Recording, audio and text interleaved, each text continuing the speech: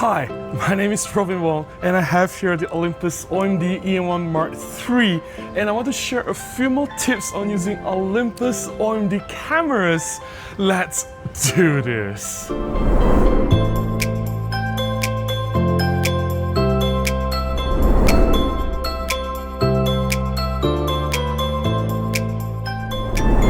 Honestly, I've lost count of how many OMD tips video I've made in this channel. Probably 5, 6 or more. It doesn't really matter. We don't have to keep count. But what's important is each and every one of this video has proven to be successful and extremely popular. Therefore, I'm making more. I'm sharing 5 more tips in this particular video. Tip number 1, switching quickly between 2 SD cards for review playback. Now, this is only applicable for Olympus cameras that support dual card slots, such as EM1X, EM1 Mark II, and EM1 Mark III. I have seen a lot of newcomers to Olympus cameras. They don't know how to switch to review playback between these 2 cards, and especially when you record images and videos separately to each card, or you finish recording in one card and then you spill over to the second card and you want to check the images in the previous card, you just don't know how to switch between these 2 cards. Now, this is how you can do it. To switch between cards, you have to go to review. It doesn't matter if it's card 1 or card 2. Next, press and hold the review button and turn any dial. Once you turn the dial, you see there's an option to choose between card 1 or card 2. If I go to card 2, now the review goes to the other card. Tip number 2, declutter the picture mode.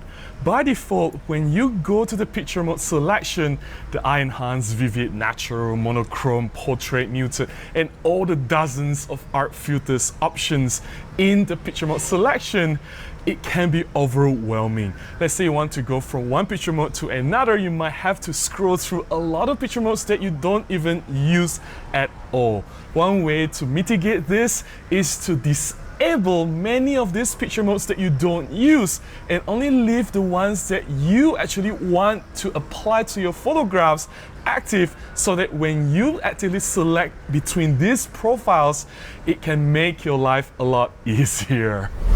To access the picture mode, press the OK button to go to Super Control Panel, and the picture mode is at the top right corner. Here I'm set to natural.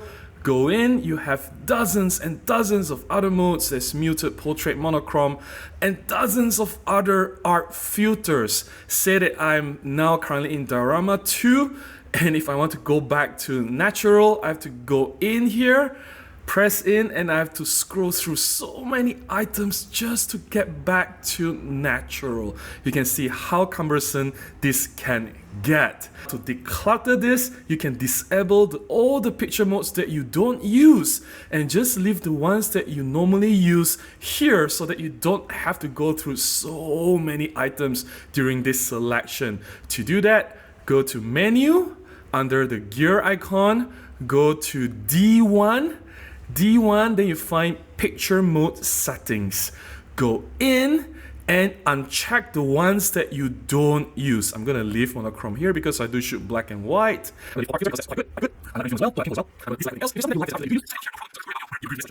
The reason why I deselect all this is so that now if I go through the picture mode settings selection, there are only 5 settings here to go through, and it is so much quicker for me to select the modes that I want. I don't have to go through all the unnecessary items, and I'm sure this will speed up your photography shooting workflow as well. Tip number 3, show the histogram and level gauge display together in your LCD or EVF. This tip is quite useful, and a lot of people don't even know that it is possible. To enable the level gauge or the histogram, typically you just cycle between the info button, keep pressing it, and these displays will come up interchangeably.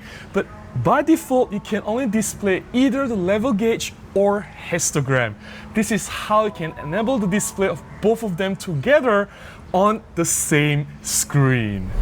by default, the display information on the LCD screen or the EVF, if you want to change what's the information that's displayed, you have to press and cycle through the info button. You press this, there's nothing on, you press it again, you have the histogram, you press info again, you get the level gauge. Now it doesn't display both the level gauge and the histogram together. To do that, go to menu, under the gear icon again, go to D for display, D1, go to info settings, go in and go to live view info, right? LV info, live view info, go in. Then you go to custom one. Custom one, you enable highlight and shadow plus level gauge. Now highlight and shadow is the warning if there's certain parts of the image that's too bright or too dark. It will tell you that there's clippings and you should adjust your exposure to prevent that from happening. I want to display everything in a single page. Now once this is okay, you exit this, then you press info, press cycle through it again, and now you can see all the information displayed together. You have the level gauge and you have histogram as well. Now if I go quickly to manual shooting mode, you see this is totally underexposed. There are certain parts that is clipped in the shadows. There's the blue part that the camera is telling me that, hey, you know, I gotta do something to prevent this from happening. So I slow down my shutter speed or open up my aperture. Now if I have highlight burns or, you know, the parts in the highlight that is overexposed and I can't recover, there you go, you see the red part will give me the warning as well. So I can see the histogram, I can see the level gauge, and I can see highlight and shadow warning all in one page. If you want to disable all this together, just press the info button and you don't see them anymore. Tip number 4. Use the frame count limiter for burst sequential shoot. The top tier Olympus cameras have extremely fast burst frame rates. The EM1 Mark II and EM1 Mark III allows you to shoot 60 frames per second using the electronic shutter. This can be really overwhelming. At the press of the shutter button, even with less than 1 second, you're gonna get about 20 to 30 shots immediately written into the card. Perhaps you don't want to take that many shots, you just want to burst and get that advantage of super quick 60 frames per second, but you just want to take maybe 10 shots or 15 shots.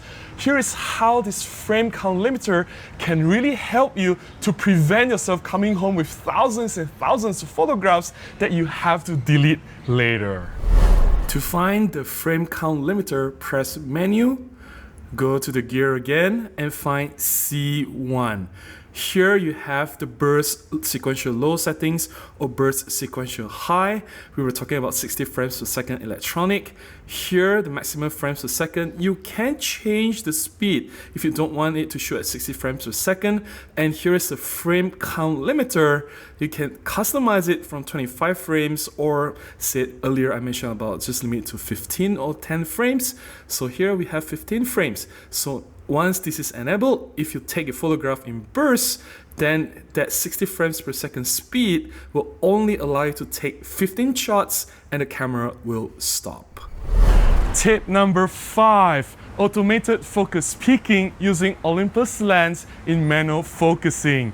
I've shared these tips before in my manual focusing tips video for Olympus cameras and lenses, but I do want to share this tip again in this particular video because I keep getting the same question again and again. Usually, to enable focus peaking, you have to assign one of the many shortcut function buttons for focus peaking. And when you press that function button, then the focus peaking will be activated. What I'm about to share with you, this tip is to automatically enable the focus peaking without pressing any buttons on the camera at all.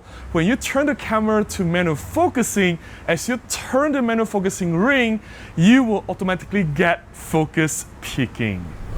To enable manual focus with automated focus peaking, go to menu, under the gear again, we go to A4, then we find manual focus assist, we go in and turn on peaking. Once this is enabled, I have to go to manual focus to show you if this works. Change to MF. Then as I turn the manual focus ring, you can see that the parts that's in focus is highlighted in red. I don't have to press any other buttons to activate this. Once this is in manual focus, automatically peaking will be enabled. That's all the tips I have to share in this video. I do hope that you found some of them useful. If that is the case, please buy me a cup of coffee, or any small contribution to my PayPal account will be deeply appreciated. I'll leave the links in the descriptions below. If you have enjoyed this video, please give me a thumbs up. Please consider subscribing to this channel if you have not already done so, and I'll see you again in the next video. Until then, stay safe and take care.